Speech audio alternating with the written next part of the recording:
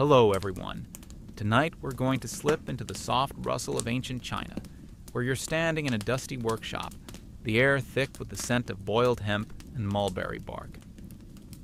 Picture yourself surrounded by artisans, their hands stained green, pounding fibers into a pulpy mess that will soon change the world. You probably wouldn't have imagined this invention, paper, would rewrite human history, but here you are, watching it being born. So before you get comfortable, take a moment to like the video and subscribe, but only if you really like what I'm doing here. Drop a comment with your location and local time. I'm curious where you're chilling tonight. Now, turn off the lights, maybe turn on the fan for some soothing noise, and let's enjoy our ride tonight. You're in the Han Dynasty, around 105 CE, and the world feels heavy. Scribes are hunched over, scratching on bamboo strips or expensive silk, their fingers cramped from the weight of tradition. But something's stirring. You shuffle through a bustling market in Luoyang, where merchants hawk fishnets and old rags. These scraps, you learn, are the unlikely heroes of papermaking's origin. The Chinese have been weaving hemp for centuries, but now they're boiling it, mashing it, and spreading it thin on bamboo screens. It's messy, like trying to make a smoothie without a blender. But the result? A lightweight, flexible sheet that can hold ink without breaking the bank. You can almost hear the scribes sigh in relief. Finally, something easier than carving into wood.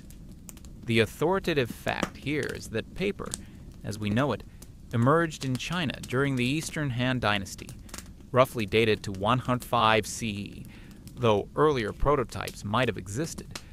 This wasn't just a random craft. It was a response to the growing need for efficient record-keeping in a sprawling empire.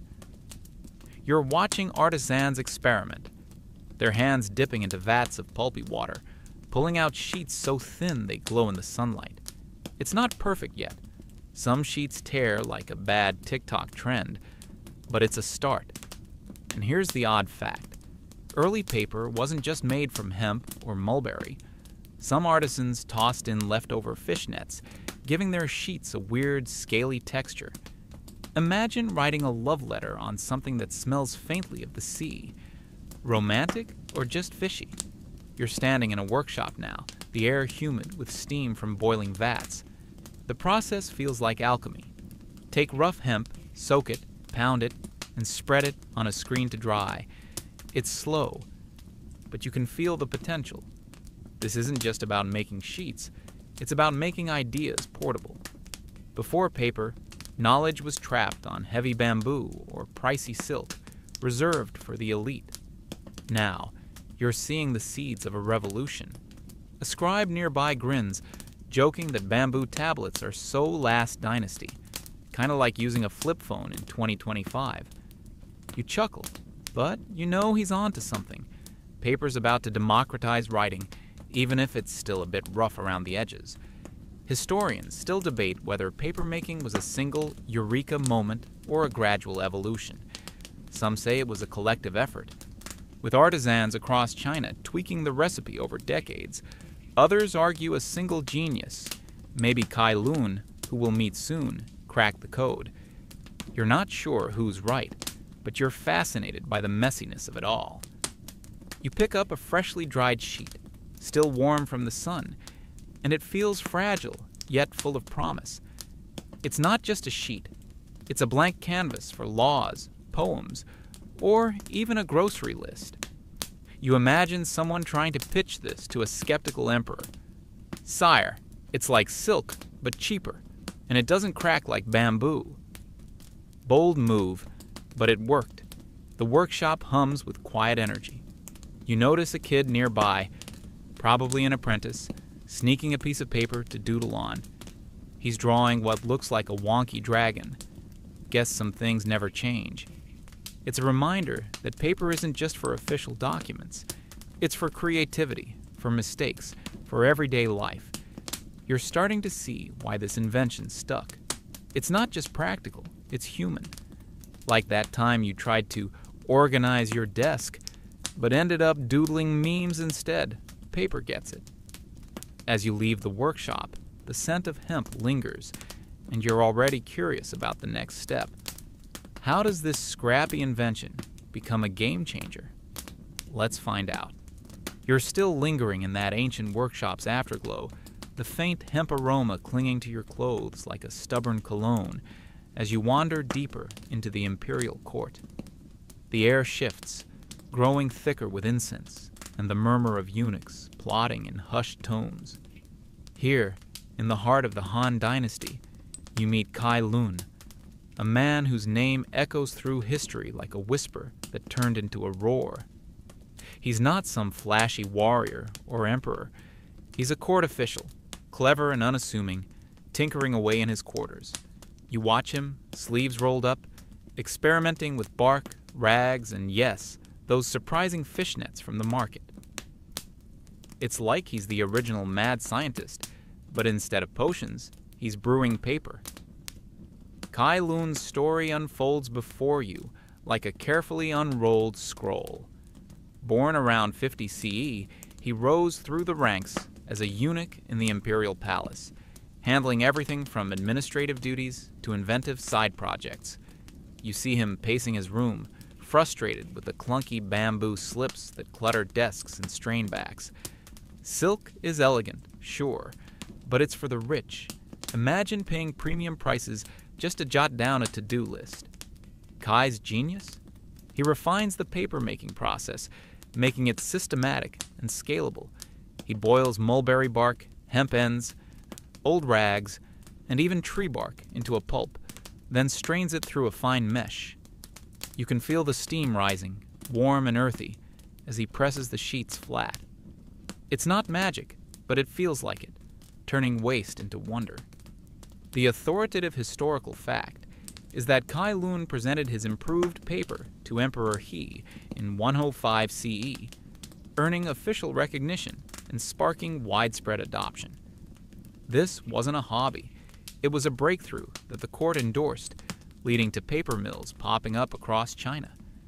You're there in the throne room, watching the emperor's eyes light up as Kai demonstrates a sheet, thin, durable, and cheap.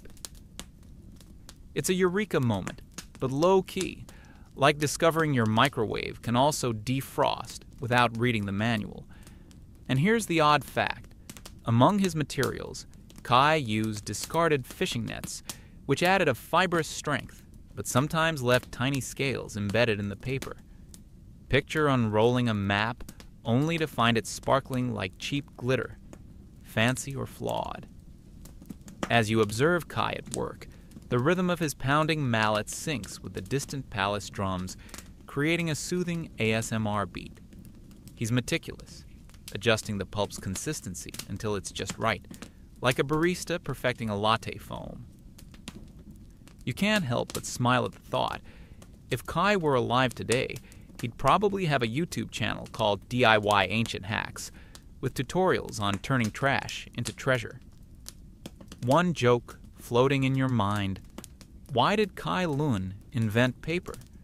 Because bamboo was too stocky, and silk was just threadbare excuses for writing materials. You chuckle softly, the sound blending with the workshop's hum. Historians still debate whether Kai Lun truly invented paper or simply perfected existing methods. Some argue prototypes existed centuries earlier, during the Western Han, making Kai more of an innovator than originator. Others insist his refinements were revolutionary enough to claim the title. You ponder this as you watch him tweak his recipe, adding lime to break down fibers faster.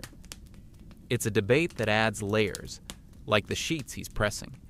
Did he build the foundation or just polish it? Either way, you're impressed by his ingenuity. The cultural shift is palpable.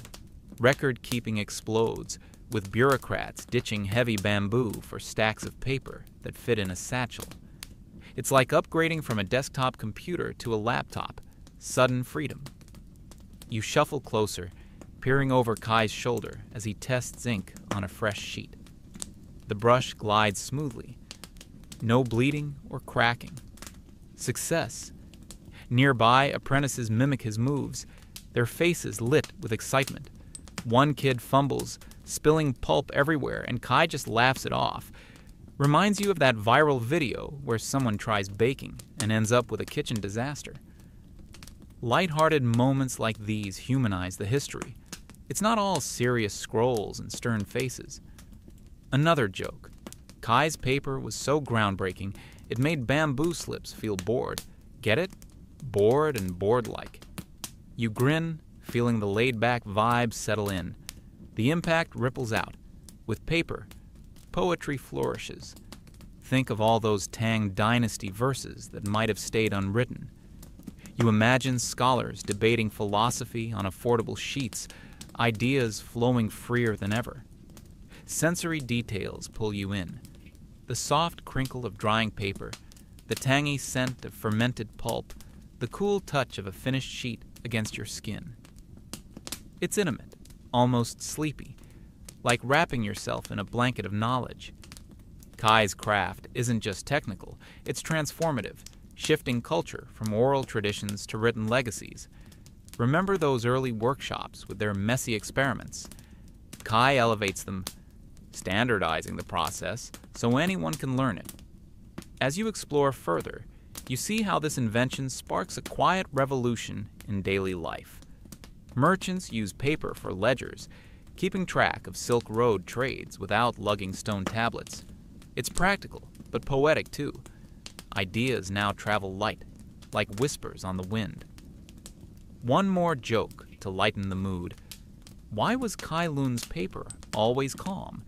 Because it knew how to compose itself. You're starting to appreciate the depth here, how one man's tinkering with fishnets and bark changed record-keeping forever. The palace feels alive with possibility, incense swirling as scribes test new sheets. It's a bridge from humble beginnings to something grander, and you're right in the middle of it. You're stepping out from Kai Lun's palace workshop, the echo of his mallet fading like a distant dream, as you drift into the bustling streets of Han Dynasty China. The air buzzes with the chatter of scholars and merchants, and you notice scrolls, now made of paper, tucked under arms or fluttering in the breeze. It's spreading fast, this invention, like a viral trend that everyone suddenly can't live without. From the imperial halls to humble homes, paper's weaving its way into every corner of life. You shuffle along a crowded path, dodging carts laden with fresh sheets, feeling the shift in the air, lighter, freer, as if the weight of old writing materials has lifted. The rapid adoption hits you like a gentle wave. In the years following Kai's presentation, paper mills sprout up across the empire, from the capital to remote provinces. You're in one now, a riverside setup where water wheels power the pounding of pulp. The sound is rhythmic, almost hypnotic, lulling you into a cozy trance. Workers dip screens into vats, pulling out glistening sheets that dry in the sun like laundry on a line. It's efficient, scalable, and oh so practical. Imperial decrees are now copied en masse, spreading laws quicker than gossip in a small town. You can smell the fresh pulp, earthy and tangy, mingling with the river's mist, sensory bliss that makes you want to curl up with a good book. The authoritative historical fact is that by the late Han Dynasty, around 200 CE, paper had largely replaced bamboo and silk for official documents, enabling the bureaucracy to expand and manage a vast empire more effectively. This shift wasn't just logistical, it fueled cultural growth. You're watching scribes in a government office, their desks piled with paper stacks instead of cumbersome bamboo bundles. It's a game changer, easier to store, transport, and edit.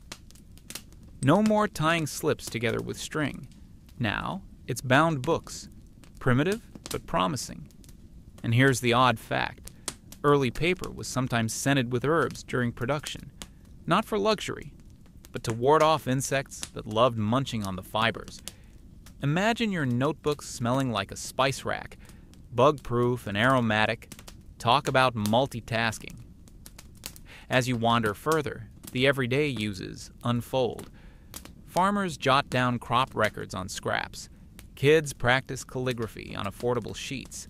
And poets capture fleeting thoughts without breaking the bank. It's democratizing knowledge, much like how smartphones made info accessible today. You chuckle at a merchant haggling over a bundle of paper, joking that it's cheaper than silk but holds more value. Kinda like choosing budget airlines over first class, but still getting there. The lightweight nature shines. A traveler packs volumes of text that once would have needed a cart. You feel the paper in your hands, smooth yet textured, whispering promises of stories untold. Historians still debate whether paper's spread was driven more by imperial mandate or grassroots innovation. Some say top-down orders from the court accelerated it, while others point to local artisans refining techniques independently. You ponder this as you sit by the river, watching sheets flap in the wind. Either way, it outshines bamboo's bulk and silk's cost. Bamboo was durable but heavy. Think lugging a suitcase full of bricks for a weekend trip. Silk? Elegant but pricey, reserved for elites like a designer handbag. Paper? It's the everyday hero, versatile and unpretentious. You see a scholar comparing samples, nodding approvingly at paper's ink absorption. No smudges, just clean lines. The cultural ripple is soothing, like a fan's hum on a warm night. Literature booms. The Han era sees more written works preserved than ever. You're in a library now, shelves groaning under paper scrolls, the air cool and musty. Remember Kai's fishnet experiments? They've evolved. Now, mills use standardized rags, making production consistent. It's a nod to those humble beginnings, building coherence across the empire. One light-hearted joke. Why did paper beat bamboo in China? Because bamboo was always stalking the old ways, while paper just rolled with it. You smile, the ASMR rhythm of turning pages pulling you deeper. Venturing into homes, you see paper's intimate side. A family gathers around a lantern, reading tales on fresh sheets. The glow soft, the words flowing. It's not just utility. It's connection, binding people through shared stories. Sensory details envelop you. The faint crackle of paper folding, the ink's subtle bitterness in the air, the warmth of lamplight on your skin. It's sleepy, inviting, like settling into bed with a favorite podcast. Another joke. Paper was so popular in Han China, it made silk feel threadbare and bamboo split with envy. The spread touches education too. More schools, more literacy, as teachers hand out paper for lessons instead of scarce silk. But why did it outshine the old guard? Practicality, sure, but also adaptability. Paper folds, cuts, and glues easily, perfect for maps, fans, even early umbrellas. You're at a market stall, watching a vendor craft a paper lantern. Lightweight magic. It's outpacing rivals, because it's inclusive. Even the poor can afford a scrap for notes. The empire's vastness demands it, coordinating armies, taxes, and trade without heavy loads. You imagine a messenger on horseback, his satchel light with paper missives, galloping faster than before. It's a quiet revolution, one sheet at a time. As you drift through this era, the adoption feels inevitable, like doom scrolling but productive. Remember those scented sheets? They're common now, adding a quirky charm. One more joke to keep it light. In Han China, paper was the ultimate glow-up, from rags to pages, proving even trash can turn royal. The debate lingers, mandate or innovation, but the result is clear. Paper's embedded in daily life, from imperial edicts to personal poems. It's the bridge to broader horizons, and you're feeling the pull toward distant lands where this secret will soon travel. You're leaving the humming mills of Han China behind, the river's gentle lap fading into the vast horizon as you embark on the winding paths of the Silk Road.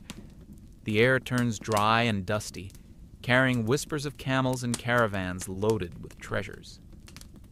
Paper, that once humble sheet, now rides alongside silk bolts, spices, and exotic goods. But it's no ordinary cargo. It's a guarded secret, more precious than gold in the eyes of traders.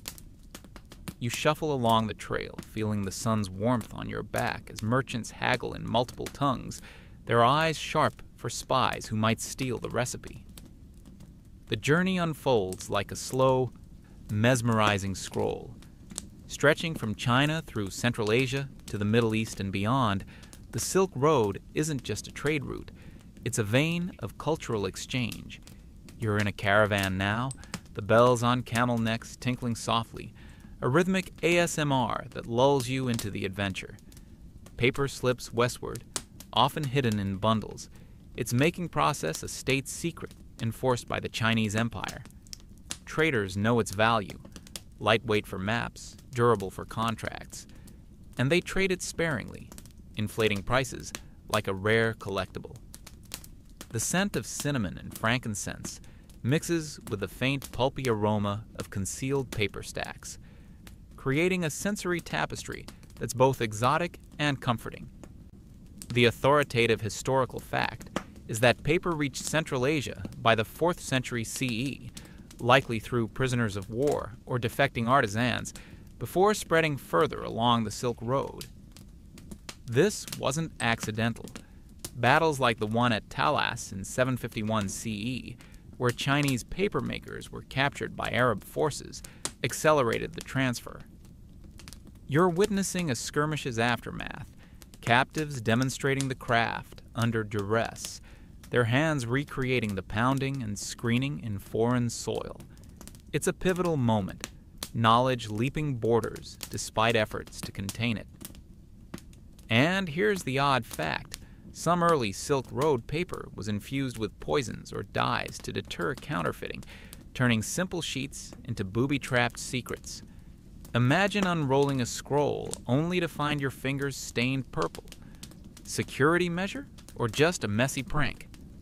As you trek onward, the reshaping of knowledge becomes evident. In oasis towns like Samarkand, paper changes hands, enabling scribes to copy texts that once relied on heavier materials. It's like upgrading from vinyl records to streaming, sudden accessibility. You chuckle at a trader's tale. He swaps paper for spices, joking that now his recipes are written on something spicier than the food itself. The guarded nature adds intrigue. Chinese laws punished revealing the secret with death, making each traded sheet a risk. Yet, it travels, reshaping distant lands by carrying Buddhist sutras, merchant ledgers, and scientific notes. Historians still debate whether paper's spread was more due to deliberate espionage or inevitable cultural diffusion along the Silk Road. Some argue wars and captures were key, while others see it as organic exchange among multicultural traders. You ponder this under a starry sky, the caravan's fire crackling softly, as stories swirl like smoke. Either way, it's traded alongside luxuries, silk for softness, spices for flavor, paper for intellect. Remember those scented sheets from Han Mills? They evolve here, sometimes perfumed with musk to appeal to Persian buyers, adding layers of allure.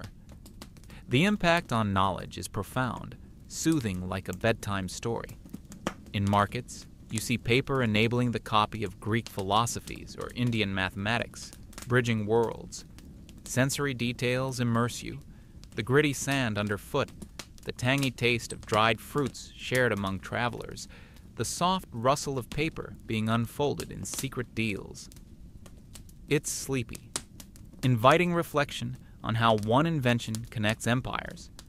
One light-hearted joke. Why was paper the Silk Road's best-kept secret? Because if it leaked, it'd be all over the sheets. Get it? You smile, the desert wind whispering agreement. Further along, in bustling bazaars, paper's versatility shines. Nomads use it for tents linings, artists for sketches, healers for wrapping herbs. It's reshaping literacy, making books portable for wandering scholars. You're in a tent now, lamplight flickering on a paper map, tracing routes that carry ideas as much as goods. It's a quiet transformation, from guarded Chinese secret to global staple. Another joke: traders guarded paper like a bad poker hand, full of bluffs, and no one wanted to fold. The trade networks pulse with this energy, knowledge flowing westward, setting stages for future booms. But the journey's risks add tension, balanced by the laid-back camaraderie of caravans. Bandits lurk, but so do friendships forged over shared meals and tales. Paper, amid it all, is the silent star, traded for gems or horses, its value and potential rather than shine. You feel the dust settle on your skin, the night cooling into a peaceful hush. Remember Kai Lun's innovations? They're paying off here, as refined techniques make paper desirable enough to risk the road's perils. One more joke to ease the miles. On the Silk Road, paper was like the introverted traveler, quiet, but once it arrived, it changed the conversation. As distant lands loom, you sense paper's role in reshaping societies, from administrative efficiency in Persian courts to scholarly pursuits in Baghdad precursors. It's a thread in the Silk Road's fabric, guarded yet generous, carrying secrets that illuminate the world. The caravan plods on, the rhythm of footsteps a gentle lullaby, pulling you toward the next chapter in this epic diffusion. You're emerging from the Silk Road's dusty trails, the caravan's lullaby softening into echoes, as you find yourself at the gates of a serene Buddhist monastery nestled in misty mountains. The air cools, filled with the chant of monks and the faint scent of incense wafting through bamboo groves. Here, paper finds a sacred home, embraced by robed figures who see it as more than material. It's a vessel for enlightenment.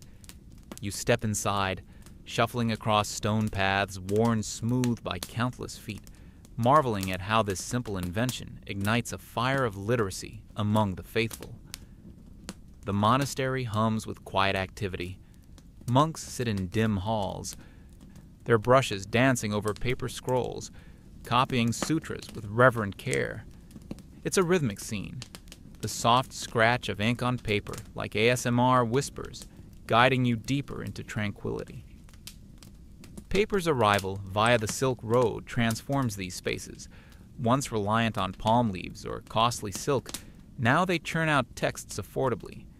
You watch a young novice unroll a fresh sheet, its surface pristine, ready to hold words of wisdom. The embrace is enthusiastic. Paper's flexibility allows for longer manuscripts, stacking doctrines that spread Buddhism far and wide. The authoritative historical fact is that by the 5th century CE, Buddhist monks in China and Central Asia were using paper extensively for transcribing scriptures, contributing to the religion's expansion across Asia. This wasn't mere convenience. It fueled a literacy boom, with monasteries becoming hubs of learning. You're in a scriptorium now, lanterns casting golden glows on piles of paper, monks murmuring prayers as they work. It's intimate, the air heavy with the woody scent of fresh sheets mixed with herbal tea steaming nearby. And here's the odd fact. Some early Buddhist paper manuscripts were decorated with crushed beetle shells for red ink, giving sacred texts a shimmering, almost otherworldly hue. Imagine flipping a page and seeing it sparkle like a hidden gem. Divine or just buggy? As you settle on a woven mat, observing the process, the fuel for literacy unfolds.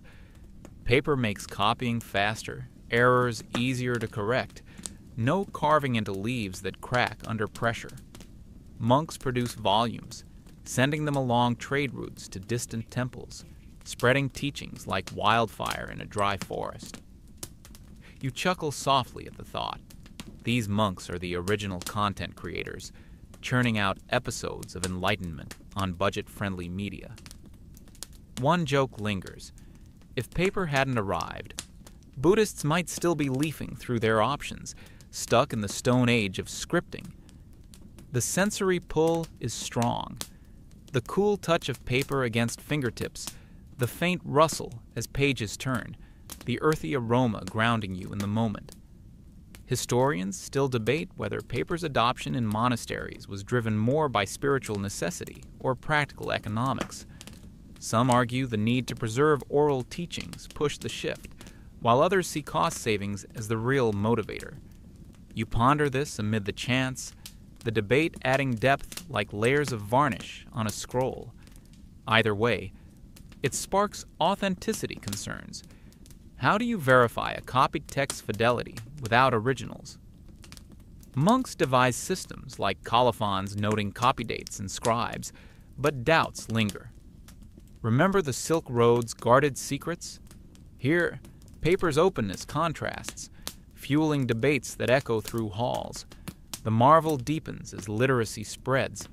Villagers visit monasteries, learning to read from paper primers, bridging gaps between clergy and laypeople. It's empowering, like unlocking a free app that changes your worldview. You're watching a teaching session, a monk using illustrated paper sheets to explain parables. The images crude but effective, drawing in wide-eyed listeners. Another joke. Why did the monk love paper? Because it was enlightening without the weight, literally and figuratively. The rhythm of daily life here is soothing, bells tolling softly, pulling you into a sleepy analytical haze where history feels alive yet distant. Venturing into the library, shelves sag under paper codices, a testament to the boom. Sutras once rare now multiply, preserving variations that scholars pore over. It's a quiet revolution, paper enabling annotations and margins, sparking personal insights. Sensory details envelop, the musty smell of aged paper, the gentle creak of bamboo bindings, the warmth of sunlight filtering through latticed windows. It's cozy, inviting you to linger like a cat in a sunbeam. Debates about authenticity arise. Monks argue over discrepancies in copies, wondering if a smudged character alters meaning. It's scholarly drama, low-key but intense, like debating plot twists in a favorite series. Paper's role in fueling literacy is undeniable, turning monasteries into educational powerhouses. Novices practice writing on scraps, their skills blooming faster than lotus flowers. You imagine a monk joking with peers. Before paper, we were all thumbs with those leaves. Now we're on a roll. The third joke lands lightly, easing the analytical flow. Remember those beetle ink decorations? They add flair to manuscripts sent abroad, impressing foreign converts with their vibrancy. Authenticity sparks further. Some texts claim miraculous origins, but paper's reproducibility questions miracles versus meticulous copying. As you explore cloisters, the embrace feels profound. Paper doesn't just hold words, it carries souls toward nirvana, one sheet at a time. The monastery's peace washes over you, chants fading into whispers, preparing you for the next leg where this sacred tool illuminates even brighter eras. You're drifting away from the tranquil monastery, the chants fading into a distant hum, as you find yourself in the vibrant heart of Baghdad during the Islamic Golden Age. The air buzzes with the clamor of scholars, traders, and poets, mingling with the scent of saffron and freshly inked paper. You shuffle through bustling streets, past towering minarets, into the House of Wisdom, where paper has ignited a scholarly explosion. It's not just a material here, it's the fuel for an intellectual fire, preserving knowledge that will echo for centuries. The rhythm of scribbling pens pulls you into a soothing, ASMR-like trance, like rain tapping on a window. Baghdad in the 8th century is a melting pot, and paper, arriving via the Silk Road, is the star player. You're in a library now, shelves stacked with paper codices, their pages crisp yet inviting. Scholars translate Greek texts, Persian epics, and Indian mathematics, all on paper that's cheaper than parchment and more versatile than clay.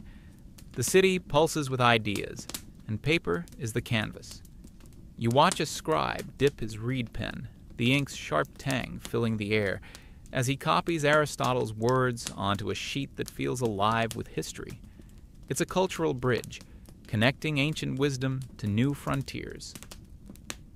The authoritative historical fact is that by the 8th century CE, after the Battle of Talas in 751, captured Chinese artisans introduced papermaking to the Islamic world, leading to paper mills in Samarkand and Baghdad by the 9th century. This sparked a scholarly boom, with the House of Wisdom becoming a global hub for knowledge. You're witnessing the process. Artisans pounding pulp with water-driven hammers, the thudding rhythm hypnotic, producing sheets faster than ever. And here's the odd fact. Some early Islamic paper was sized with starch from crushed chickpeas, giving it a smooth finish, but a faint hummus-like smell. Imagine studying Plato with a whiff of your favorite dip. Scholarly snack vibes. The boom unfolds around you. Paper's affordability allows libraries to grow, with thousands of books replacing scarce parchment tomes. You're in a bustling scriptorium, where translators work feverishly, their fingers stained with ink as they preserve texts from Alexandria's lost libraries. It's like backing up the internet on a hard drive, but with quills and patience. You chuckle at a scribe's quip. Paper's so cheap, we can afford to make mistakes, unlike those parchment snobs. It's a light-hearted jab, reminding you of modern debates over digital versus analog note-taking. The sensory pull is strong. The soft crinkle of pages, the warm glow of oil lamps, the dusty aroma of stacked manuscripts. Historians still debate whether paper's arrival alone caused the Islamic Golden Age's intellectual surge, or if it amplified existing cultural momentum. Some argue it was the catalyst, enabling mass production of books. Others say Baghdad's diversity was the real spark, with paper as a tool. You ponder this, sitting among scholars debating astronomy, their paper notes scattered like autumn leaves. Either way, it's transformative. Remember the beetle ink sutras from the monasteries? Here, paper-making tricks evolve, starch sizing, colored dyes, making sheets durable and vibrant, tailored for rigorous study. The preservation of Greek texts fascinates you. Without paper, works by Euclid or Galen might have vanished, lost to time's decay. You're holding a copied manuscript now, its pages smooth, the ink sharp and black. It's a lifeline to antiquity, and paper makes it possible. Another joke. Why did scholars love paper? Because it let them write history without breaking the bank, or their backs. The laid-back vibe settles in, the libraries hum soothing, as you imagine these texts traveling to Europe, seeding the Renaissance. Paper's quirks shine through. Scribes experiment with dyes, creating blue or saffron-tinted sheets for special manuscripts, adding flair to science and poetry. You see a poet doodling in a margin, a tiny sketch of a crescent moon. Proof paper invites creativity beyond words. The sensory details wrap around you, the faint chickpea scent, the cool touch of a page, the murmur of debates blending into a sleepy rhythm. Another joke. Paper in Baghdad was like Wi-Fi. Once it connected everyone, ideas went viral. The scholarly boom feels personal, as if you're part of a grand conversation across centuries. But it's not just preservation. Paper sparks innovation. Mathematicians like Al-Khwarizm use it to draft algorithms, their notes scribbled hastily, errors crossed out. It's forgiving, unlike parchment's precious surface. You're in a marketplace now, where paper lists track trade goods, from indigo to glass, streamlining commerce. Remember those poisoned sheets on the Silk Road? Here, they're replaced with practical tricks, like wax coatings to resist humidity. It's a nod to the journey, connecting distant origins to this vibrant hub. The House of Wisdom feels like a dream, its energy both electric and calming. You imagine a scholar joking, "Paper's our secret weapon. It's light, cheap, and doesn't complain when you spill ink." The third joke lands, keeping the mood breezy. As you linger, the impact sinks in. Paper doesn't just hold knowledge, it amplifies it, making Baghdad a beacon. The debates, the translations, the quirky papermaking tricks, they all weave into a legacy that will outlast empires, pulling you gently toward the next chapter. You're easing out of Baghdad's scholarly embrace, the ink's tang lingering like a half-remembered dream, as you cross into the shadowed cloisters of medieval Europe. The air cools further, carrying the chill of stone abbeys and the faint must of parchment stacks. It's the 11th century now, and paper trickles in late, like an uninvited guest at a feast dominated by old favorites. You wander cobblestone paths, past monks in woolen robes who eye the arriving sheets with suspicion, whispering that this Eastern import is too flimsy for divine words. The resistance is thick, but you sense the awakening stirring beneath the surface, slow and sleepy as a winter dawn. Europe's encounter with paper feels tentative, a whisper against the roar of established traditions. You're in a scriptorium in Sicily, one of the first entry points via Arab traders, where the air hums with the scratch of quills on animal skins.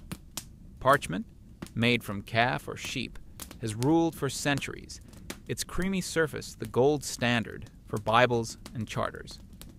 But here, a few experimental sheets of paper appear, smuggled in with spices and silks. Scribes test them gingerly, dipping pens and watching ink absorb without the familiar resistance. It's intriguing, yet unsettling. Paper's lightness challenges the heft of tradition, like swapping a leather-bound journal for a spiral notebook mid-diary entry. The authoritative historical fact is that paper first reached Europe through Muslim Spain and Sicily around the 10th century CE, with the first European paper mill established in Spain by 1150. This gradual influx, spurred by Reconquista exchanges, began chipping away at parchment's monopoly. You're watching a mill's construction now, water wheels groaning as they power pestles crushing rags into pulp. The same rhythmic thud from Baghdad, but adapted to European streams. It's a bridge from the Islamic Golden Age, where remember those chickpea-sized papers? Here they use linen scraps, giving sheets a coarser weave. And here's the odd fact. Early European paper was often marked with watermarks, simple designs like crosses or fleur-de-lis, meant to identify makers. But sometimes they'd bleed through if the ink wasn't dry, turning holy texts into accidental abstract art. Imagine a Bible page with a ghostly flower blooming mid-psalm, divine intervention or just bad timing. As you shuffle between workbenches, the resistance unfolds. Monks in places like Monte Cassino cling to parchment, arguing it's more enduring for God's word. Paper feels too cheap, too mortal, like fast fashion for scriptures. You overhear debates in Latin, voices low and fervent, the air thick with candle wax and doubt. It's a cultural clash. East meets West in a quiet standoff. You can't help but soft chuckle. These parchment loyalists are like vinyl purists in a streaming world, insisting analog warmth trumps digital ease. One joke slips in. Why did monks resist paper? Because parchment was sheep to fool around with, while paper felt too rags to riches suspicious. Historians still debate whether Europe's slow adoption stemmed more from economic barriers or cultural snobbery toward Eastern imports. Some point to the high cost of initial paper versus abundant local animal hides. Others see it as a prejudice against infidel innovations. You muse on this, leaning against a cool stone wall, the debate adding texture like veins in vellum. Either way, resistance fades as practicality wins. Paper's cheaper to produce once mills spread to Italy and France by the 13th century. You see a young scribe, tired of scraping hides, sneak a paper sheet for personal notes. his face lighting up at the freedom. The awakening creeps in, soothing as a monastery's vespers. Universities in Bologna and Paris start using paper for lectures, students scribbling furiously on affordable quires. It's a literacy shift, echoing the monastic booms, but now secular. Sensory details draw you close. The faint linen scent of fresh paper, contrasting parchment's animal musk, the lighter weight in your hands, easy to flip without creaks, the soft glow of rushlights illuminating margins filled with glosses. It's ASMR heaven, pages whispering secrets. Another joke. Paper in Europe was like that awkward family reunion. Arrived late, faced side-eye, but eventually won everyone over with its light personality. Wandering northward, you hit England around 1300, where paper mills hug riverbanks, their waters churning rags from worn-out clothes. The Black Death accelerates things. Fewer scribes mean efficiency matters, and paper fills the gap. Nobles use it for ledgers, avoiding parchment's expense for mundane tallies. You're in a counting house now, merchants tallying wool trades on crisp sheets, the numbers dancing in neat columns. Remember the watermarks? They evolve into family crests, personalizing ledgers like custom stickers. The resistance lingers in churches, though. Holy books stay parchment-bound, deemed too sacred for common paper. It's a quirky divide, sacred versus secular. But the tide turns gently. By the 14th century, papers in royal courts, used for treaties and maps that fold without cracking. You imagine a king unrolling a paper chart, lighter than its vellum kin, plotting campaigns with ease. The analytical voice in you notes how this eases bureaucracy, much like Baghdad's boom, but on a smaller scale. One more joke to keep the mood airy. Why was paper slow to Europe? It got vellum lost in translation. Parchment was holding the map. You grin, the humor blending with the era's earnestness. The slow awakening feels earned, like a flower pushing through frost. Monks, once scoffing at its cheapness, now experiment in hidden corners, copying minor texts to test durability. Debates rage on, snobbery or scarcity, but progress hums. Sensory immersion peaks, the damp chill of a mill, mist rising from vats, the satisfying slap of wet pulp on screens, the dry rustle of stacked quires. It's sleepy, inviting you to linger in this transitional hush, where old guards yield to new whispers. Paper's not conquering yet, but it's planting roots, ready to bloom with the next big spark. You're stepping from Europe's hesitant scriptoria, where paper's roots are just taking hold, into the smoky haze of a Mainz workshop in 1450. The air thickens with the scent of oil-based ink and heated metal as you stand amid the clatter of Johannes Gutenberg's revolutionary press. It's a pivotal spark, this machine, and paper's affordability is the kindling that lets it blaze. You shuffle closer, feeling the vibrations of the screw press through the wooden floor, watching as movable type stamps words onto waiting sheets. The rhythm is steady, almost lulling, like a mechanical heartbeat pulsing life into ideas that will soon spread unchecked. Gutenberg's space feels alive with innovation, tools scattered like a tinkerer's dream. You're right there as he aligns lead letters, inked and pressed against paper. Hundreds of pages a day, far outpacing a scribe's hand. It's not just faster, it's transformative, making books accessible beyond monasteries and courts. The press thrives on paper's cheapness, sourced from burgeoning mills across the Rhine. Without it, this invention might have fizzled, bogged down by parchment's cost. You can hear the soft thud of the platen descending, the ink's sharp bite in your nose, pulling you into a cozy trance where history unfolds page by page. The authoritative historical fact is that Gutenberg's printing press, around 1450, produced the famous 42-line Bible on paper, marking the start of mass-produced books in Europe and accelerating the spread of knowledge. This wasn't isolated. It built on paper's growing availability, enabling editions of thousands where scribes managed dozens. You're flipping through a fresh print, the Gothic letters crisp, the paper still warm from the press. And here's the odd fact. Early printed books often included rubrication, hand-added red initials, because printers mimicked manuscripts, but sometimes the ink smudged, creating accidental abstract designs. Picture a holy text with unintended ink blots, like a Rorschach test for theologians. Profound or just messy? Pondering this, you sense the debates swirling. The press doesn't just copy texts, it amplifies voices, from Luther's theses to scientific treatises, spreading radical ideas like wildfire. You chuckle at the irony. Gutenberg, a goldsmith by trade, turns words into gold. But his press bankrupts him. Talk about printing money the wrong way. The sensory immersion deepens. The metallic tang of type, the faint char of heated elements, the satisfying flip of stacked folios. It's ASMR for history buffs. Each press cycle, a whisper of change. Remember Europe's slow embrace of paper?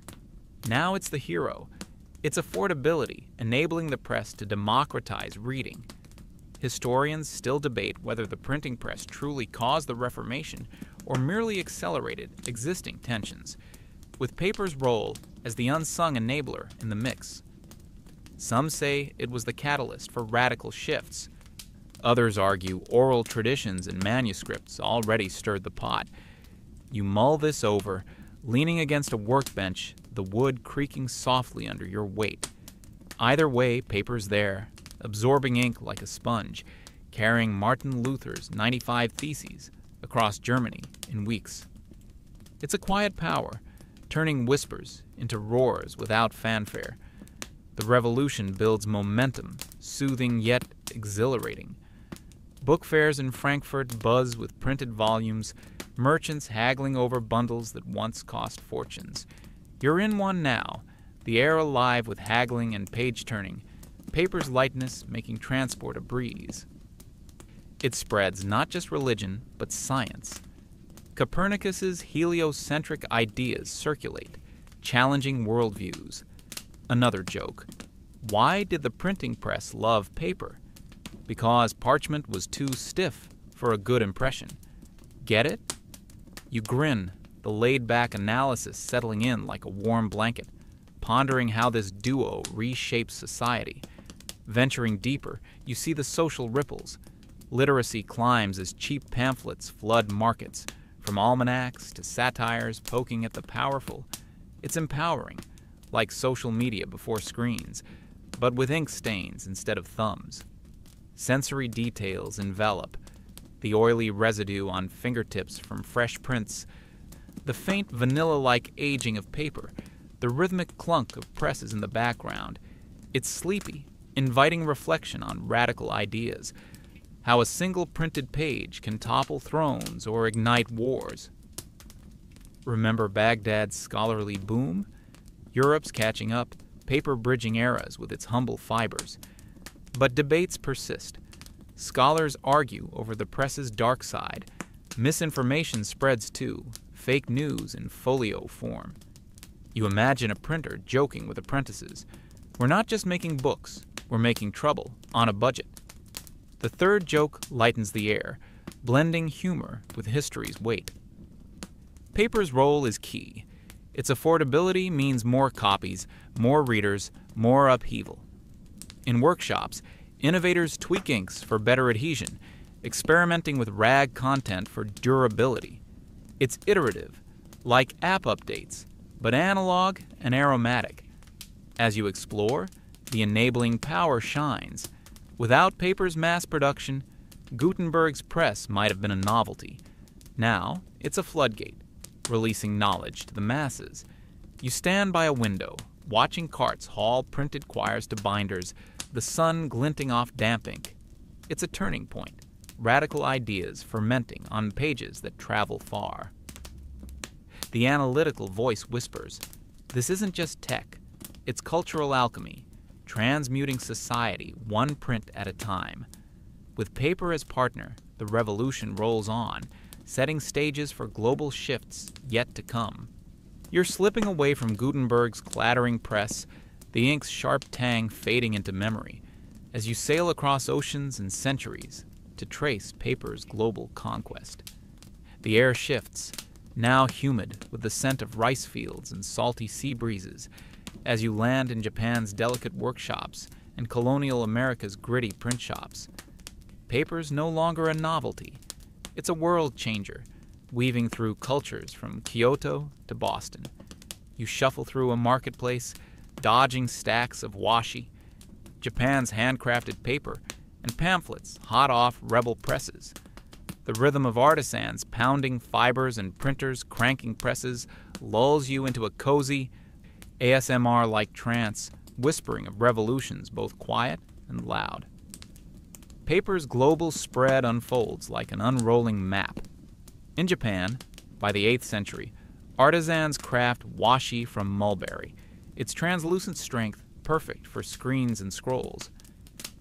You're in a Kyoto workshop, watching hands knead pulp with a meditative slowness, the air thick with steam and the faint sweetness of kozo bark. Across the world, in 17th century America, paper mills churn out sheets for almanacs and fiery broadsides. It's a versatile force, adapting to each culture's needs, delicate in the East, defiant in the West. The sensory pull is vivid, the soft tear of washi under your fingers, the inky bite of a colonial pamphlet, the distant hum of water-driven mills. The authoritative historical fact is that by the 17th century, paper production had spread globally, with Japan refining washi techniques and the Americas establishing mills, like the Rittenhouse Mill in Pennsylvania by 1690, fueling print revolutions. This wasn't just growth. It was cultural transformation, enabling everything from art to rebellion. You're holding a washi sheet now, its fibrous texture glowing in the lantern light, then flipping to a colonial flyer railing against taxes. And here's the odd fact. Some American printers used paper made from recycled ship sails, giving revolutionary pamphlets a faint salty tang. Imagine reading a call to arms that smells like the high seas, patriotic or just nautical. As you wander, the revolutionary spark ignites. In America, paper pamphlets like Thomas Paine's common sense fan flames of independence, cheap enough to flood taverns. You chuckle at the thought, those tax stamps on paper, meant to control colonists, instead sparked a revolt. Talk about a taxing mistake. In Japan, washi elevates art, from ukiyo-e prints to folding fans, its durability outlasting silk. The global reach feels personal, papers in every hand, from samurai poets to Boston rebels. Sensory details draw you deeper, the crisp snap of a broadside, the silky glide of washi, the faint creak of a press. It's sleepy, like settling into a story by candlelight. Historians still debate whether paper's global spread drove cultural revolutions or merely amplified them. Some argue its affordability sparked literacy and dissent. Others say political currents were already churning, with paper as a tool. You ponder this in a colonial print shop, the air heavy with ink and defiance, as printers churn out seditious sheets. Either way, paper's adaptability shines. Washi for delicate calligraphy, rag paper for gritty manifestos. Remember Gutenberg's press? Its legacy thrives here, with colonial presses spitting out ideas faster than a trending hashtag. The cultural weave tightens. In Japan, washi becomes a canvas for haikus, its texture holding ink like a lover's promise. You're watching an artist brush a poem, the strokes fluid yet precise, the paper's strength a silent partner. In America, paper fuels not just rebellion, but bureaucracy. Land deeds, laws, newspapers, all on affordable sheets. Another joke, why was paper the global MVP?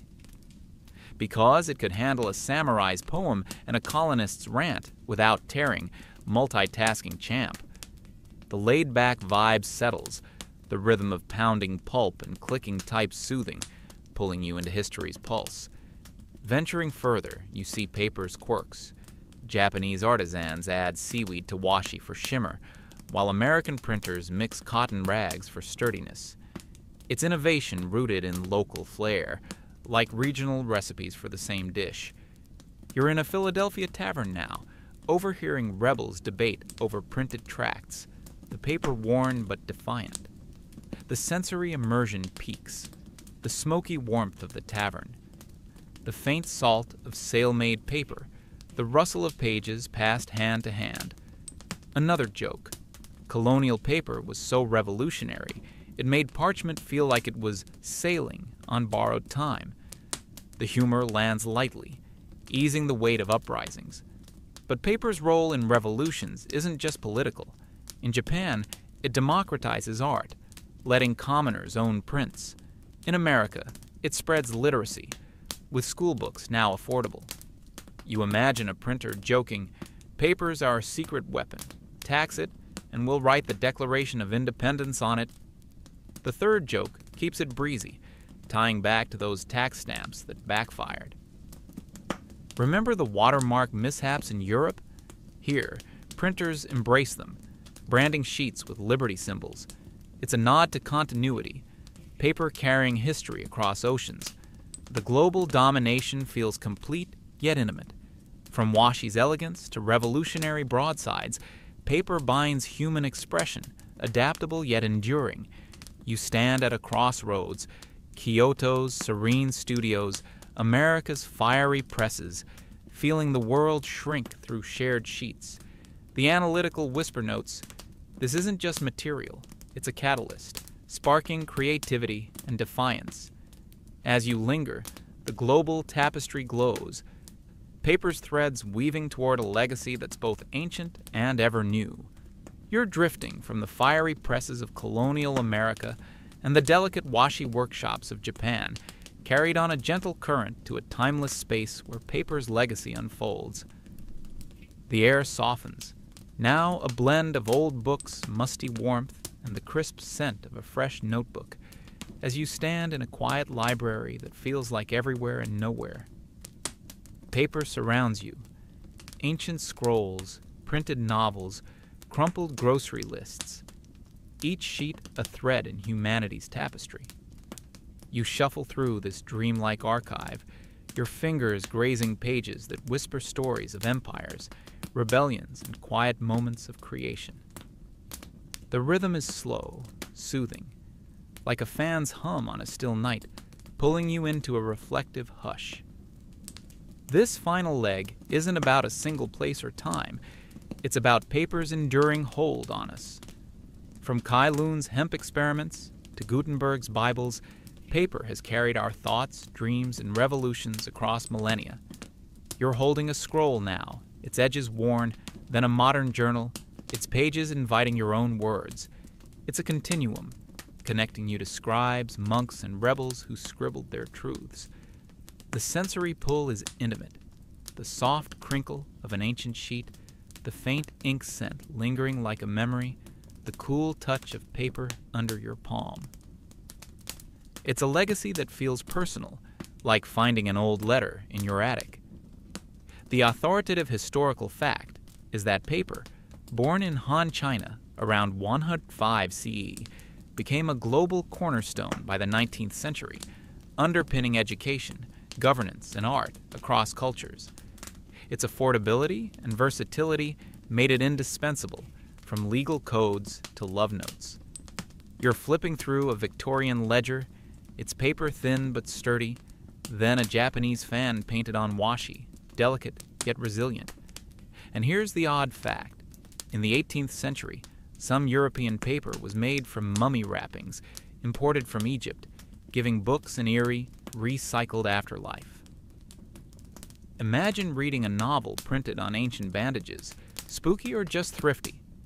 Reflecting deeper, you see paper's role in creativity. It's the blank canvas for poets, the blueprint for engineers, the spark for revolutions. You chuckle softly. Paper's like that friend who's always there, From doodling in class to signing peace treaties, reliable but never boring. Its endurance lies in simplicity. Unlike digital screens, it needs no battery, just a pen and a thought. Historians still debate whether paper's ubiquity stifled oral traditions or amplified human potential. Some argue it shifted cultures toward written permanence. Others say it merely captured what was already there. You ponder this, sitting cross-legged among stacks, the debate a gentle hum in your mind. The legacy unfolds in quiet moments. In schools, paper democratizes learning. Textbooks replace rare manuscripts. In homes, it holds recipes, letters, sketches, tying generations. You're imagining a kid in 1800s Paris scribbling a story, then a coder in 2025 jotting ideas on a notepad. Paper bridges them.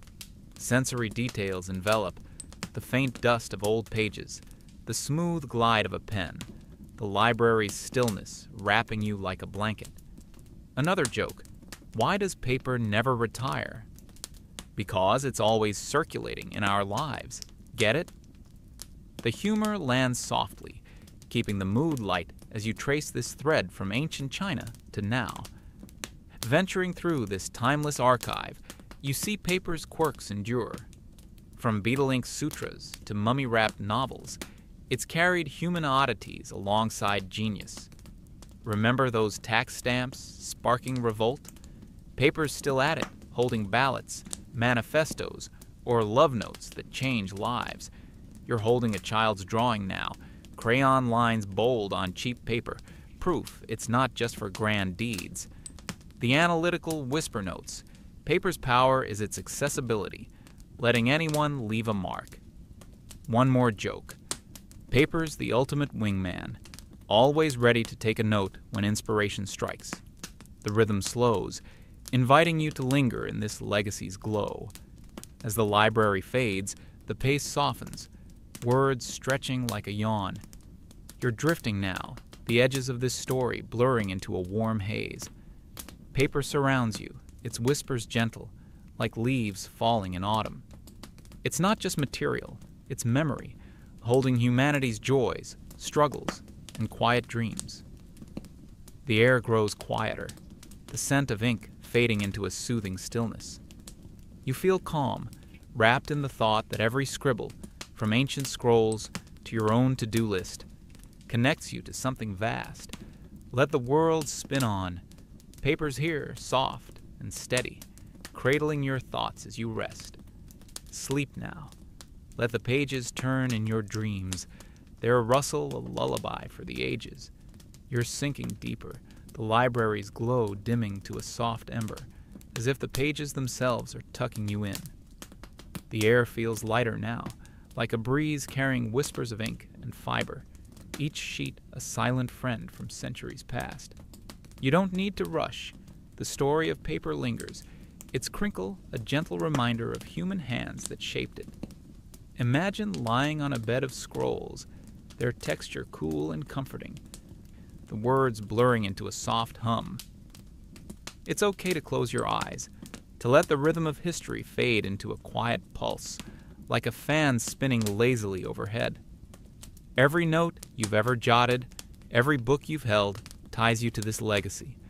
A thread from ancient China to your bedside table. The scent of paper, faintly woody, wraps you like a warm shawl, inviting peace. No grand finale needed. Just rest, knowing your ideas, too, can find a home on a simple sheet. Drift now, the world softening, the pages turning slower, until all is calm, all is still. Sleep well, dreamer, with paper's quiet promise cradling your thoughts.